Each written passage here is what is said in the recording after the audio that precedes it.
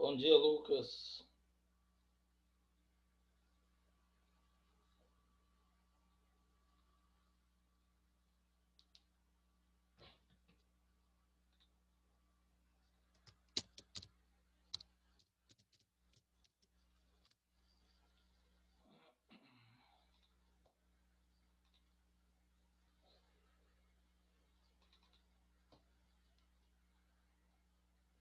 Aguardar esse povo acordar, Lucas, para a gente começar.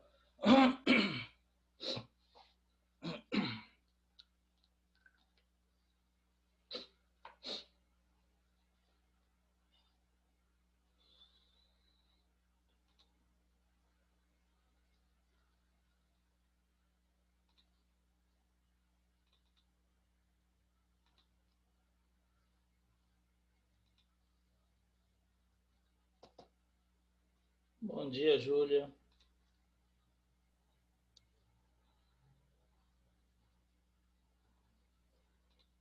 Bom dia, Carlinhos. Tudo bem com você? Tô bem, e você? Tudo bem, graças a Deus.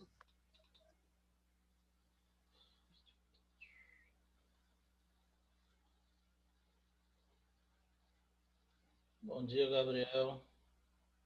Bom dia.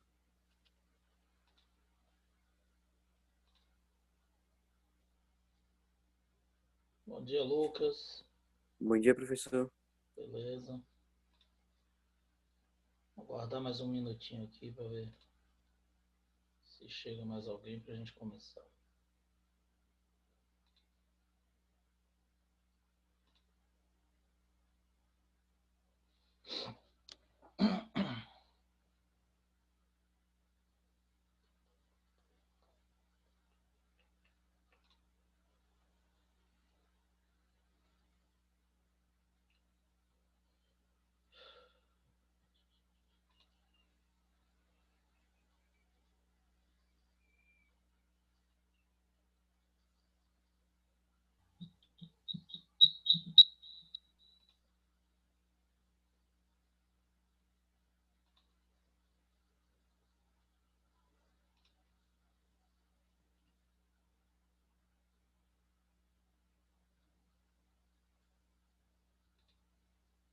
Bom, vamos lá. Pessoal, eu vou desligar aqui a câmera para ver se melhora aqui a internet, tá?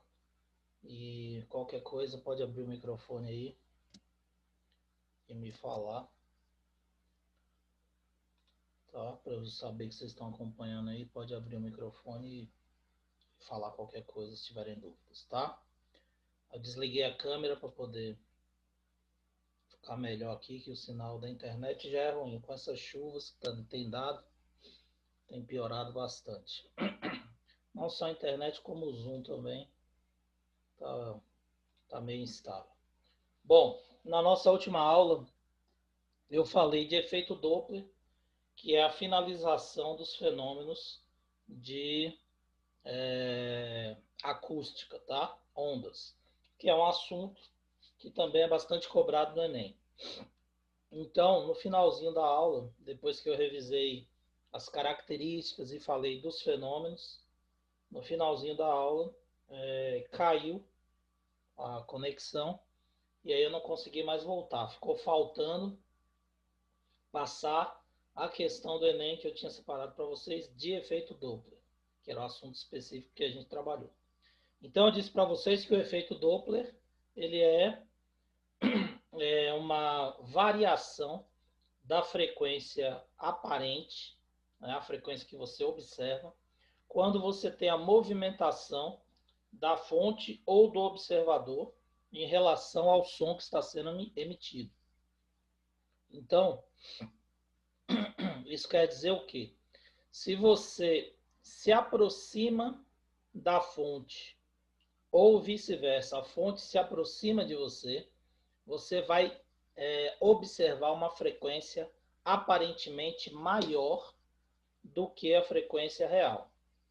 E à medida que você se afasta da fonte ou a fonte se afasta de você, você tem a observação de uma frequência aparentemente menor do que a que realmente o som está emitindo. Então, são variações aparentes, tá? Porque a frequência emitida é a mesma, só devido à movimentação da fonte ou do observador.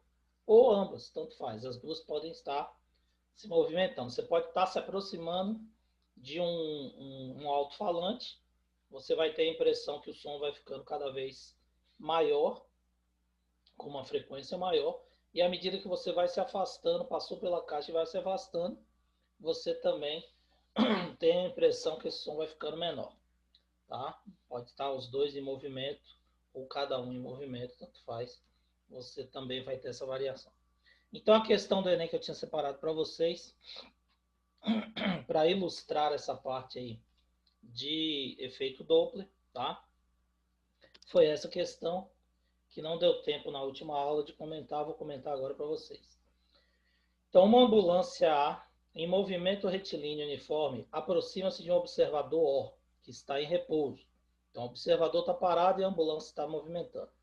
A sirene emite o som com frequência constante FA. FA é a frequência audível, a frequência real que a sirene está emitindo, da ambulância. O desenho ilustra as frentes de ondas do som emitido pela ambulância. Então, você tem a ambulância, o observador. Aqui você tem a frente da onda que vai atingir o observador à medida que ele vai se aproximando. Bom, e aqui as ondas que vão se propagando à medida que ele vai passar e se afastar, você vai ter essa linha aqui, ó. A própria figura já serve de base para você responder a questão, mas não precisa nem dessa figura. Você, sabendo o que é efeito Doppler, você consegue responder. O observador possui um detector que consegue registrar no esboço de um gráfico a frequência da onda detectada em função do tempo, tá? A frequência aparente, a frequência observada, antes e depois da passagem da ambulância por ele. Qual o esboço gráfico representa a frequência observada detectada pelo observador? Então, você tem aqui 5 gráficos, tá? E ele quer que você assinale aquele gráfico que representa a frequência observada pela pessoa, tá? Pelo observador. Então, vamos lá. Eu disse para vocês que a frequência emitida pela ambulância, é a frequência audível, a frequência que realmente está sendo emitida. Essa frequência muda, gente? Não. Então, a frequência audível é uma reta. Está aqui pontilhada, ó, só para ilustrar um ponto no gráfico. Então, a frequência audível é uma reta. É essa aqui, ó. Aqui está certo, frequência audível. Porém, ele não pediu o gráfico da frequência audível. Ele quer o gráfico que esboça a frequência observada. Se ele pedisse o gráfico da frequência audível, da frequência real, ou da ambulância, seria a letra E a resposta correta. Essa daqui é a frequência da ambulância. A frequência que a sirene emite não varia. Professor, Sim, pode falar. por que não seria a letra D? Porque a frequência está começando no maior para o menor. Por que não seria? Não entendi sua pergunta. Repete aí, por favor. Por quê? Eu falo assim, porque a frequência, por que não seria a letra D? Não seria? Não. É a letra D. A resposta é a letra D mesmo. Tá? Por que é a letra D? Porque a frequência observada, ó, é maior à medida que ele vai se aproximando. E aí, quando ele passa pelo observador, é a real audível. E à medida que ele vai se afastando, ela vai diminuindo. Por isso que a resposta é letra D. Letra D mesmo a resposta, Gabriel. Tá? Então, a frequência observada é maior enquanto está se aproximando. Quando ele está exatamente na frente da ambulância, a frequência é a real, audível, que a ambulância está emitindo. E à medida que ele se afasta, a frequência vai diminuindo. Por isso que a resposta correta é a letra D. Tá? Então, o efeito Doppler, como eu havia dito para vocês, é a alteração de frequência percebida de uma fonte que se movimenta em relação ao dado observador. Na aproximação ocorre um aumento da frequência percebida. Eu já tinha falado lá no início. Né? Então ela se torna maior do que a frequência real da fonte emissora. E no afastamento ela é menor do que a fonte, do que a frequência real da fonte. Então aqui ela é maior, depois que passa pelo observador, ela fica menor. Aproxima, ela aumenta, depois fica real na hora que passa pelo observador e diminui. Por isso que a resposta é letra D. Entendeu? Letra E só se ele pedisse a frequência real. A frequência da ambulância seria essa daqui mesmo, sempre constante, porque a sirene emite um som constante. Entendeu? Beleza? Essas daqui, ó, todas Obrigado, elas, professor. nada, todas elas aqui não podem representar o efeito Doppler, porque aqui você tem uma frequência audível variável, isso não ocorre, a frequência é constante, tá? A frequência observada, ela está subindo e diminuindo, então quer dizer, aqui ela poderia ser até essa parte aqui, então ela não poderia depois subir novamente, porque lá aproxima, aumenta, depois diminui. Então ela não pode depois aumentar, diminuir, aumentar e diminuir. Aqui é a mesma coisa, ó. Ela está, a frequência ela está igual ao audível quando ele está distante, à medida que vai aproximando, ela vai aumentando. Então, ao contrário, ela é alta à medida que se aproxima e quando ela passa por ele, ela fica igual à real. E aqui ela é menor e depois aumenta, também não pode ser. Por isso que a resposta correta é letra D. Beleza? Bom, essa questão aí foi a que faltou na última aula para nós passarmos para vocês aí, exemplificando o efeito Doppler, que foi o assunto que a gente deu na aula passada, finalizando aí a parte de acústica. Bom, nossa aula de hoje está programado novamente resolução de questões do Enem. Então eu trouxe aqui outra lista, tá? E essa lista tem mais algumas questões aqui para a gente comentar. Questões do Enem. Dessa vez são questões mais atuais. Eu peguei as questões mais atuais porque a gente já revisou bastante conteúdo que é cobrado no Enem. Então, os principais conteúdos que são cobrados no Enem, nós já revisamos aqui. Acho que está faltando só revisar termodinâmica, que é um conteúdo que também cai bastante no Enem. Não cai tanto quanto mecânica e ondulatório, mas também cai. Então a gente vai revisá-lo também, certo? Bom, então aqui eu trouxe uma lista com questões, novamente questões do Enem. Dessa vez eu peguei umas questões mais recentes, porque a gente já viu a revisão desses conteúdos aí. Lembrando que sexta-feira, amanhã, eu vou passar uma atividade avaliativa. Essa é a primeira atividade avaliativa dessa unidade, tá? Primeira não, desculpe, porque vocês já fizeram o simulado, e o simulado ele vai contar com uma avaliação também, né? Então vai ser a segunda atividade avaliativa. Quando estiver perto do encerramento, uma semana antes, eu vou passar uma outra atividade avaliativa para vocês, além dos exercícios que a gente está fazendo aí durante a unidade. Então, essa lista, eu estou dando um prazo de uma semana, essa atividade, para vocês responderem. Então, ela não vai estar lá no CPB Prova, vocês vão ter uma semana. Por que eu estou aumentando o prazo aí e estou passando fora do CPB? Porque quem vai corrigir essa atividade sou eu, e nós iremos... eu vou exigir o cálculo, tá? Então, vocês vão ter que me mandar Disse que os vai estar cálculos. no Oi? CPB? Você disse que vai estar no CPB? Não, não vai estar no CPB. Eu vou postar no Eclass, tá? Aí eu envio para o Eclass essa atividade. E aí, se vocês quiserem, eu também posso enviar no e-mail da turma. Aí eu envio nos dois. Eu deixo lá no Eclass para vocês e envio no e-mail da turma. Vocês vão me enviar na data que eu pedi. Acho que eu estou dando uma semana de prazo, para sexta-feira que vem, se eu não me engano. E aí vocês têm uma semana para responder essa atividade, quando vocês estiverem mais folgados aí de tempo. E aí vocês vão enviar para mim com os cálculos, tá bom? Porque nessa aí eu vou exigir o cálculo. Beleza? Quem falou aí? Não ouvi. Bom, então vamos lá. Então, sabendo, amanhã dê uma olhada lá. Eu mando para o e-mail e tá lá no Eclass, tá?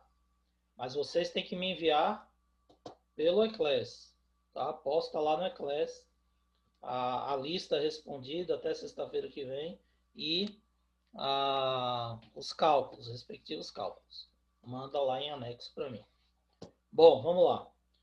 Então, as questões envolvendo aqui, primeira questão envolvendo dinâmica, tá? Parte de mecânica, que eu já revisei para vocês e também falei que é bastante cobrado. Então, essa questão foi de 2017. Ela diz o seguinte: em uma colisão frontal entre dois automóveis, a força que o cinto de segurança exerce sobre o tórax e o abdômen do motorista pode causar lesões graves nos órgãos internos.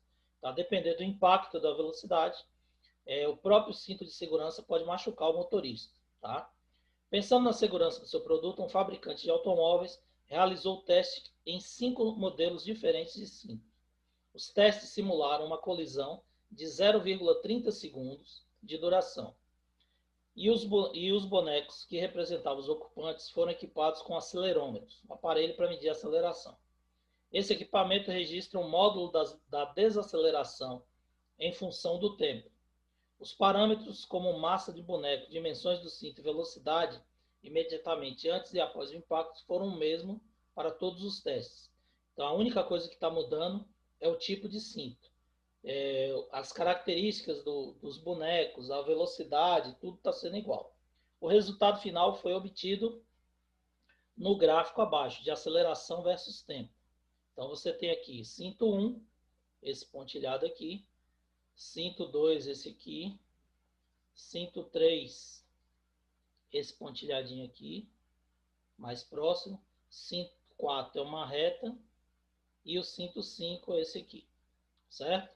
Então, você tem aqui a variação da aceleração em função do tempo. Bom, qual modelo de cinto oferece menor risco de lesão ao motorista?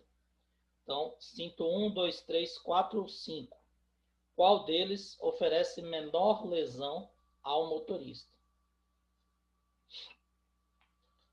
Vamos lá, qual é a resposta correta? O que vocês acham aí? Analisem o gráfico.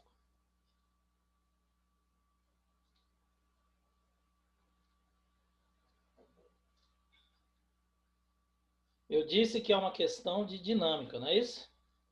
Se é uma questão de dinâmica, ela envolve o quê? As leis de Newton. Lei de Newton, a primeira lei de Newton não se encaixa aí, que vai ser força resultante igual a zero. Se nós temos aceleração, cai na segunda lei de Newton. Força resultante é igual a massa vezes aceleração. Então, quanto maior for a aceleração, maior vai ser a força aplicada. Então, se o cinto ele gera uma aceleração, ele permite uma aceleração maior no corpo, isso vai provocar uma força maior.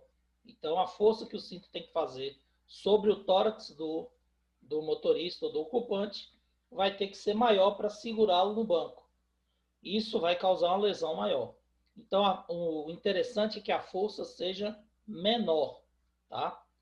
Se a força for menor, para a força ser menor, se força é diretamente proporcional à aceleração, força resultante é igual a massa vezes aceleração, e a massa é a mesma, que são bonecos iguais, o cinto que vai promover menor força no ocupante é esse cinto aqui, ó, esse pontilhadinho aqui, que corresponde ao cinto 2.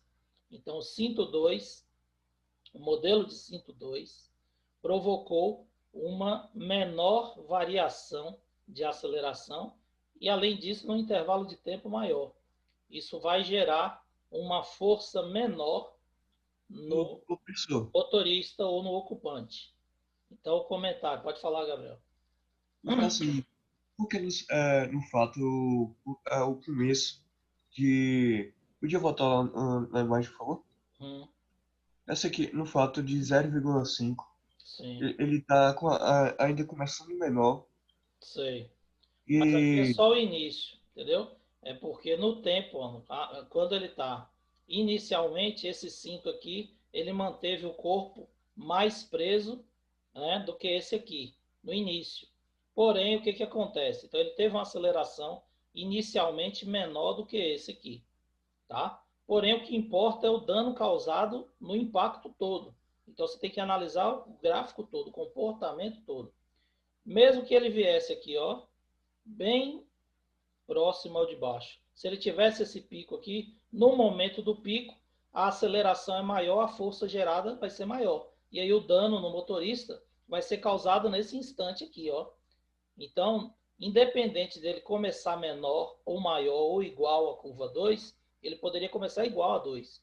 O pico dele de aceleração foi maior, sem contar que o intervalo de tempo também é diferente. Então, o que, que vai acontecer? Esse daqui, nesse momento aqui, ele vai causar um dano que esse daqui jamais vai causar, porque a aceleração dele é bem menor.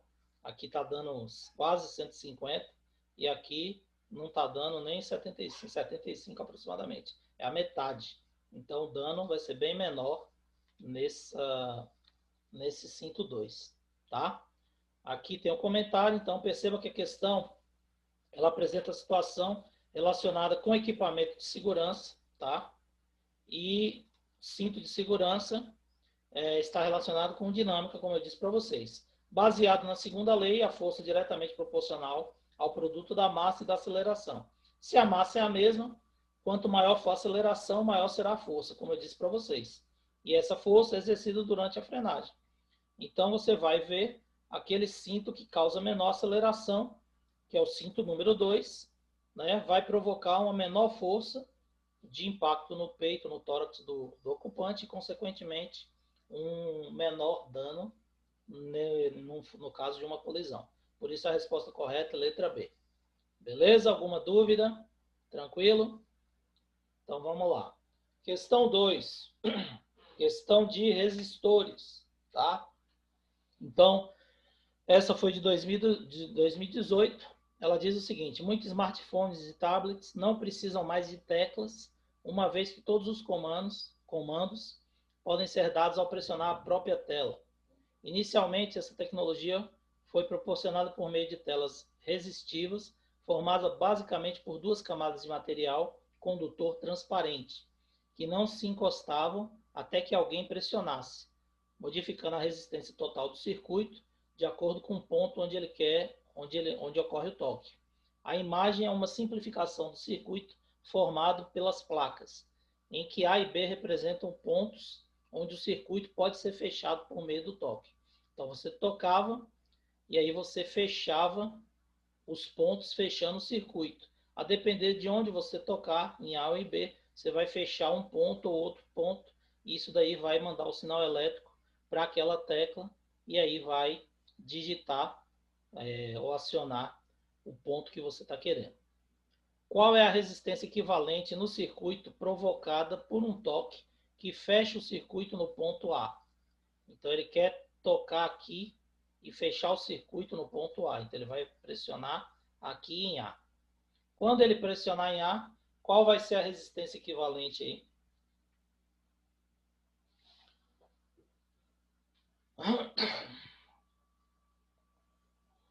repete a pergunta, por favor, professor. Ele vai tocar no ponto A, vai fechar o circuito aqui. Qual vai ser a resistência equivalente do circuito? A resistência equivalente no circuito. Então você precisa identificar qual tipo de ligação você vai ter. Então veja bem, quando você tocar em A, você vai fechar o circuito aqui, ó. Concorda? Então B vai estar aberto. Você não fechou B. Você só vai fechar B se você tocar aqui em B. Botar o dedo aqui embaixo e pressionar a tela aqui embaixo. Você está tocando em A. Quando você tocar em A, você vai fechar o circuito aqui. Então você vai ter esse circuito aqui, ó. Isso aqui, ó, a carga passando por aqui. Concordam? Bom, que tipo de ligação você tem aqui? você tem uma ligação em paralelo e depois essa ligação em paralelo está ligada em série com essa outra aqui. Concorda? Então, como é que eu vou calcular a resistência equivalente dessa ligação do ponto A?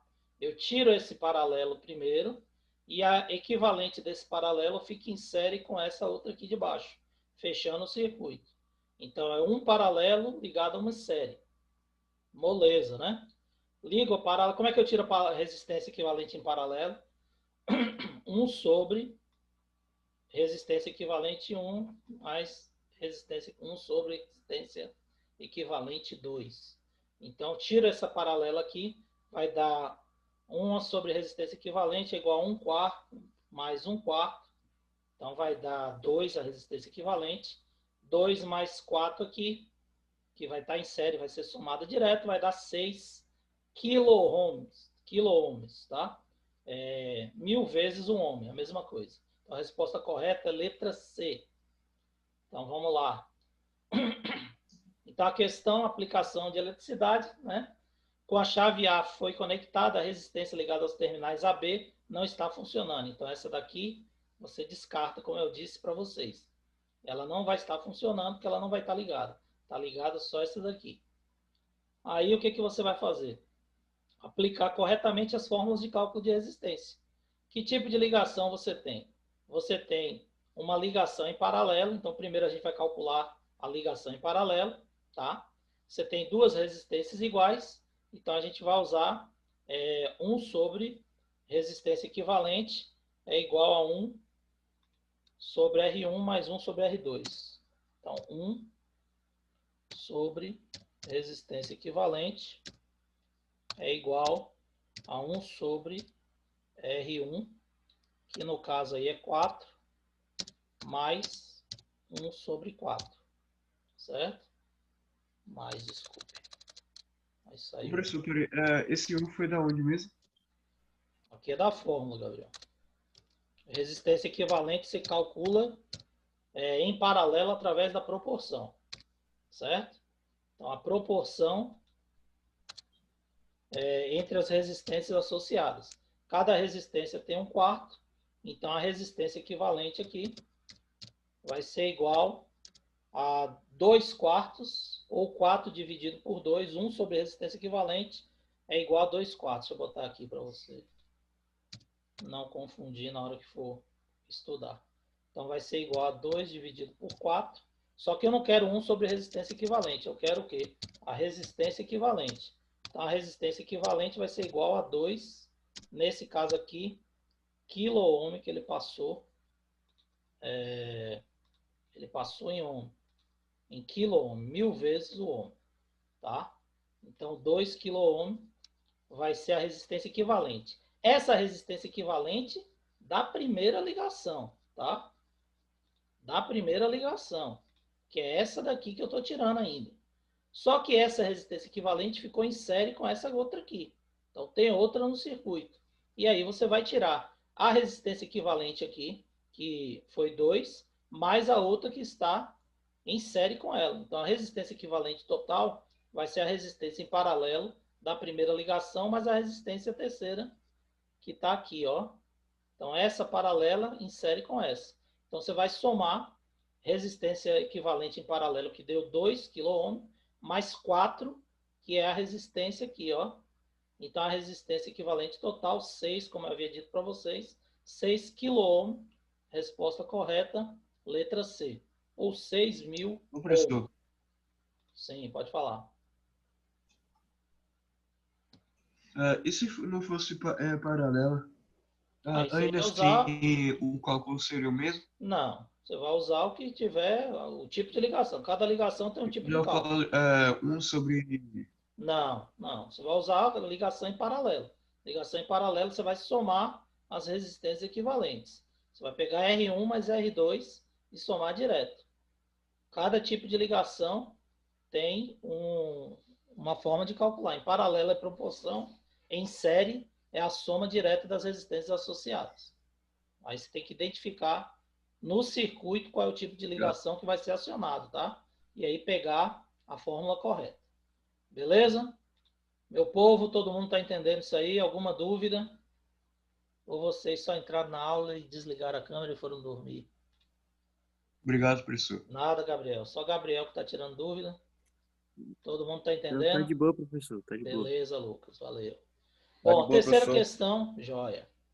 Terceira questão, o sonorizador é um dispositivo físico implantado sobre uma superfície da rodovia, de modo que provoca uma trepidação e ruído quando a passagem do veículo ocorre, alertando que tem uma situação atípica na frente. Pode ser uma obra, pedágio, travessia de pedestres ou um cruzamento, ou até mesmo quebra-molas. Ao passar sobre os sonorizadores, a suspensão do veículo sofre vibrações que produzem ondas sonoras, resultando em um barulho peculiar. Considere um veículo passe com velocidade constante de 108 km por hora sobre um sonorizador, cujas faixas são separadas por uma distância de 8 centímetros. A frequência da vibração do automóvel, percebida pelo condutor durante a passagem nesse sonorizador, é mais próxima de quanto? Então, ele quer que você calcule a frequência de vibração do veículo quando passa pelo sonorizador. Ele deu a velocidade do veículo e a distância entre cada faixa do sonorizador. Como é que eu vou resolver? Então, veja bem, a questão está relacionando ondas sonoras com movimento uniforme, o movimento uniforme do veículo, que tem velocidade constante. Então, o que a gente tem que fazer? Primeiro, a gente tem que saber o tempo que o veículo gasta para passar no sonorizador, né? Velocidade e distância sobre tempo, então o tempo vai ser distância sobre velocidade. Qual é a distância que que a roda do pneu vai percorrer ao realizar uma vibração? A distância que existe entre uma faixa e outra, né? Então, quando ele passa por uma faixa e outra, a roda vibra. Então, 8 centímetros. 8 centímetros, 0,08 metros. Tem que estar em metros, tá? Unidade Internacional de Medidas. Tudo tem que estar no SI. E a velocidade tem que estar em metros por segundo. 108 km por hora, 30 metros por segundo. Então, isso significa que o tempo, o período de vibração é de 0,08 dividido por 30 segundos. Ah, professor, por que você não calculou aqui para achar o valor? Isso vai dar um número decimal menor ainda, tá? E eu só vou perder tempo. Por quê? Porque ele pediu a vibração da frequência. E você sabe que a vibração é o inverso do período. Se eu tenho o período 0,08 dividido por 30 e eu quero a frequência, é só inverter o período. 30 dividido por 0,08, já que a frequência é o inverso do período. Então, não preciso perder tempo calculando isso aqui sem calculadora, porque isso daqui vai dar um número, né? Decimal, vai ser difícil de calcular isso aqui sem calculadora, você só vai perder tempo. Então, você joga aqui 30 sobre 0,08 é a frequência. E divide só esse valor e faz só esse cálculo achando 375 Hz, que é a resposta correta. Portanto, letra C, 375 Hz, vai ser a vibração provocada pelo sonorizador nesse veículo. Então, a frequência de vibração vai ser essa daí de 375 Hz, certo? Bom, um motor de combustão interna, essa daqui foi de 2016, falando de termodinâmica, tá? Então, esse daqui vai ser o próximo assunto que a gente vai revisar, que é um assunto que também é cobrado no Enem. Não tanto quanto os outros, mas também cai no Enem, termodinâmica, tá? Estudo de gases, essa parte aí de transformação gasosa. Então, o motor de combustão interna utilizado no transporte de pessoas e cargas é uma máquina térmica cujo ciclo consiste em 4 etapas. Então, o motor de qualquer veículo a combustão, ele tem admissão, compressão, explosão e expansão e o escape. Essas etapas estão representadas no diagrama de pressão em função do volume. Nos motores a gasolina, a mistura de ar e combustível entra em combustão por uma centelha elétrica. Então, tem uma vela ligada na parte elétrica do veículo. Quando você dá a partida, ela joga uma faísca dentro do bloco do motor que faz essa mistura de combustível explodir. E aí, nessa explosão, o vapor faz com que o pistão suba, depois ele desce automaticamente pela compressão, o giro do eixo faz a compressão, ele comprimir novamente, e aí esse movimento de sobe e desce é transferido para as rodas e ele faz o carro movimentar. Para o motor descrito, em qual ponto do ciclo é produzida a centelha elétrica? Então, a centelha aqui vai ser produzida em qual ponto dessas transformações?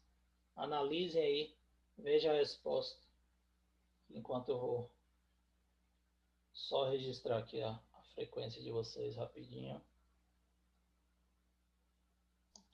Ô, professor, a centelha elétrica, ela vai estar com a maior frequência, certo?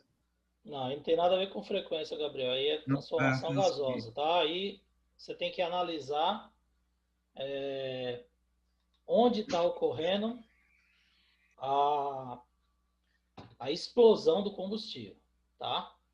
Então, olha só, nós temos aqui, ó, admissão, compressão, explosão, expansão e escape. São 5 etapas. Admissão, tá? Depois compressão, explosão, expansão e o escape. Então tá tudo representado aqui no gráfico. Só que tipo de transformação é essa aqui, ó? Transformação isobárica, transformação isotérmica, Tá travando, professor. transformação. Oi, travou?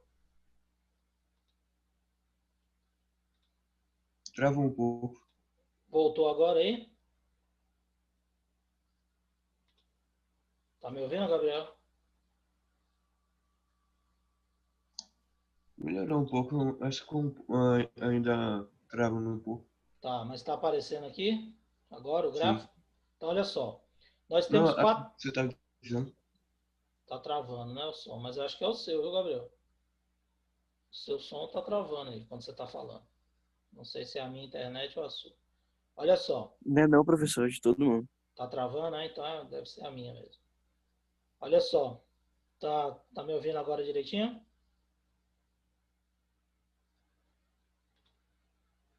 Então, olhe bem. Sim. Então, vamos lá. Vejam bem. O primeiro passo é identificar onde você tem as etapas. Ó. Admissão. Observe que ele dá na sequência no enunciado. Então, é fácil. Porque primeira etapa é a admissão. Tá? Segunda etapa é compressão. Então, comprimir é o quê? Diminuir a pressão. Ó. Tá? Então, você vai ter admissão, compressão, depois expansão, explosão, desculpe, expansão, ele aumenta o volume e aí você tem o escape, tá?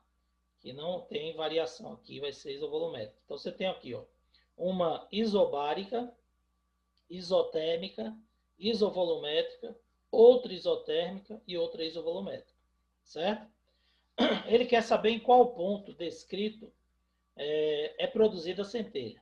A centelha ela é produzida para gerar o quê? Explosão. Não é isso? Quando joga, eu falei para vocês, quando a vela joga a centelha dentro do motor, aí a mistura de ar e combustível vai explodir. Então a centelha ela tem que ser jogada no momento da explosão. Então aqui tem a admissão, aqui você tem a compressão, que o volume está diminuindo, ó. E aqui você vai ter o quê? Explosão. Então a explosão ocorre aqui, ó, de C para D. Em que ponto a centelha tem que ser jogada do bloco do motor? No ponto C, que é para produzir exatamente a explosão e ele passar para o ponto D, que depois segue a expansão do gás, para novamente repetir o ciclo. Entenderam isso aí? Então a centelha ela tem que ser jogada no ponto inicial da explosão. Onde é que está ocorrendo a explosão aqui? De C para D. Então eu tenho que jogar a centelha em D? Não. D já terminou a explosão. Você tem que jogar a centelha em C para gerar a explosão dentro do motor. Entendeu? Depois tem a expansão e o escape. Todo mundo entendeu isso aí, gente? Então a resposta correta é letra C. Então você tem que identificar aqui, ó, do ponto C ao D, observamos no gráfico um aumento de pressão, mas sem variar o volume. Isso ocorre graças ao aumento de temperatura. Está aumentando a temperatura, está caracterizando o quê? Justamente a explosão provocada pela centelha. Portanto, a centelha acontece no início dessa etapa, que é o ponto C do gráfico.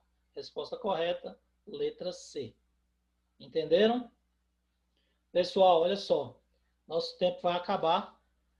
Mas a gente vai continuar essa listinha depois, tem mais questões aqui que eu vou passar para vocês, tá? E essa questão de termodinâmica, mesmo que a pessoa não lembre da transformação, do que acontece em cada relação, só pelo gráfico ela também consegue determinar. Basta raciocinar um pouquinho, que ela consegue chegar à resposta, que é a letra C, antes da explosão. Beleza? Nosso tempo vai acabar, vai interromper. Na próxima aula a gente continua. Não esqueçam de amanhã verificar lá a listinha, tá bom? Um abraço. Beleza, Obrigado pela professor. participação de vocês. Valeu. Até a próxima Valeu. aula. Um abração, galera. Valeu. Tchau, tchau. Obrigado. Bom dia.